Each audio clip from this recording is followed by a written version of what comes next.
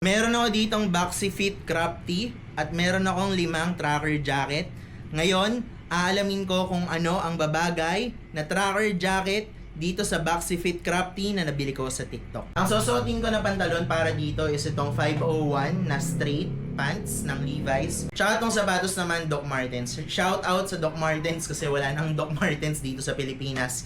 Buti nagkaroon ako ng kahit isang pares man lang. Ang brand nitong nabili kong Boxy Fit Crop Tee ay Specti MNL. For reference, 5'7 ako, 85 kilograms. And normally, size XL yung mga binibili ko na t-shirt. So, ito, size XL to. Yung fitting nito ay loose wide. Yung sleeves niya medyo mahaba ng konti. Tapos, yung pagka-crop niya, mababa lang ng konti sa waist. Crop pa din naman, mababa lang ng konti sa waist. Kung titingnan mo dito, meron siyang maliit na accent na etiquette ng Specti MNL. 200 GSM to, cotton poly blend. Mabilis din siyang matuyo compared sa mga 100% cotton. Kasi hindi naman to 100% cotton. Ngayon, alamin na natin kung ano yung babagay na tracker jacket dito sa Boxy Fit Crop Tee ng Specti MNL. Itong next na tracker jacket naman ay American Eagle na size large. Try natin yung suot.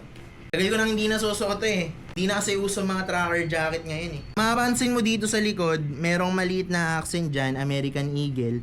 And then kung titingnan mong mabuti, meron siyang embroider na nakalagay, Scoby. Simple lang naman yung design nito. Size large. Tingnan natin kung magkaasya. Uy, kasya pa. Although, size XL ako, kasya pa naman tong size large na American Eagle. Kahit papano. Hindi naman to oversize. Laki tingnan eh. Laki ko tingnan dito. Kasi masyadong maliit yung jacket. Pero okay din naman siya. And then syempre, kapag tinignan mo sa likod, makikita mo yung maliit na... Nasaan na yun? Kapag tinignan mo dito sa likod, syempre makikita mo yung maliit na accent dyan.